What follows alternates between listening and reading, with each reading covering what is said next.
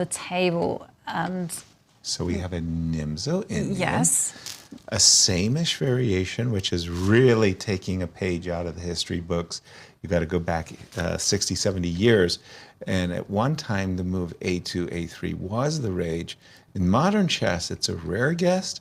E7, B6, F2, F3. So White has purposefully, well, he's doubled his pawns on the queen side, and they're a weakness.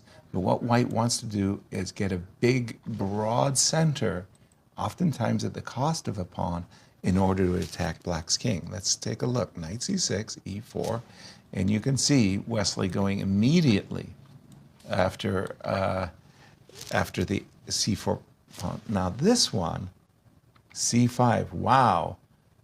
I have played this position often with Black. I don't think anybody ever played C5 against me. It's such a weird move, right? I mean, I would be expecting White to actually start developing the pieces. Right?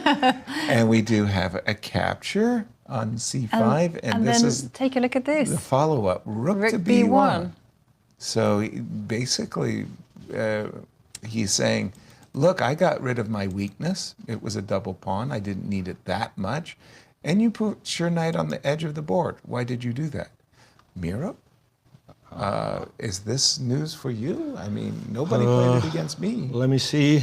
No games in the database after rook B1.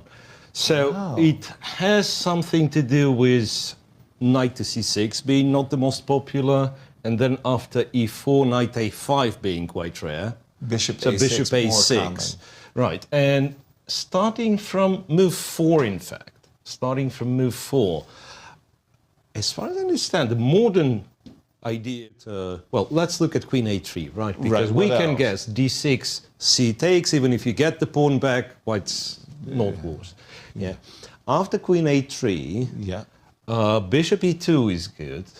E5 is very strong, apparently. E5. Just to go E5, well, a grip. Once again, a little bit counterintuitive. The move I liked the most was actually King F2. And the I knew it would make an appearance. You know, and the point of King F2 was, in fact, rather funny. So, like, out of billion moves that Black has, okay, 3 in reality, 3 moves. E5, the most forcing, and it highlights the point of why King F2. Because now, once again, if you let me go Rook B6 and Bishop C4, the game's over even though you're pawn up, right? Yeah.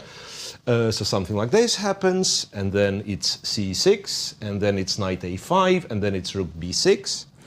And in order to get this one back, you have to develop the bishop, and voila, I won a tempo with King E1 to F2, because the bishop captures on A6 in one go. And so we could have a bishop on E2 and capture on A6, but in this case, the king would still be on E1. Right. It's a very deep stuff. I'm not sure how forced it is, but computer confirms on this, and if this position happens, White is just completely winning. Wow. Yeah, and bishop E3, queen A3, by the way, is on the board. So now computer changes its mind and goes E5. Which, by the way, also is very forcing and very tempting. You have to go knight D5. That's pretty much the only move. But look at what knight a terrible takes, pawn bind you're takes. And again, we are back to King F2. And now it's the only move to keep the advantage. You want to defend the bishop in order to be able to take the pawn.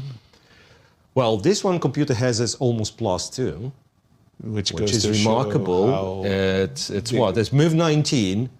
You are playing against one of the most position. And bishop takes F6. Yeah, and both of these players, you do remember that last year they were involved in quite the race to get that final candidate's spot for the rating. Some very strange things going on at the very end. There were 2 players. Anish Giri, he was going to qualify by the FIDE Grand Prix, and Gukesh stole a spot by qualifying himself through a last-minute tournament, and then Wesley was going to qualify by the rating, and Ali Reza stole his spot by playing in some tournaments and just surpassing him at the very end. lucky thing for Gukesh that he could get that final spot. We do have some moves on the board. What happened? Bishop takes f6. You Rook guessed it e8. right. Rook e8. And now there's no threat in the position, actually. I was thinking maybe there's some rook e6s. Nope, there's absolutely nothing.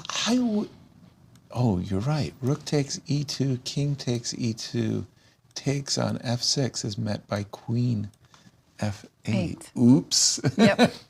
I was thinking the queen ending. But okay, bishop c3 looks like a really powerful passing move. And he's reaching for the bishop, and indeed, I love this move. It covers all the critical squares. b2 is protected. You're hitting a5, but more importantly, you're just resetting for queen to d4, and you're hitting... And we have a handshake. We have our first decisive result. Alireza Firouzja defeats Wesley So. Knocking Wesley out of 50%. I think Wesley, in the 3 previous Superbet tournaments, had never lost in the second half. Yeah, that's the stats that we were provided, that he made all draws after the free day, usually. So that's his first loss, as well as his first loss in this tournament. Yep. And again, for Alireza, with that victory, he goes to +1. He joins the 2 Indian prodigies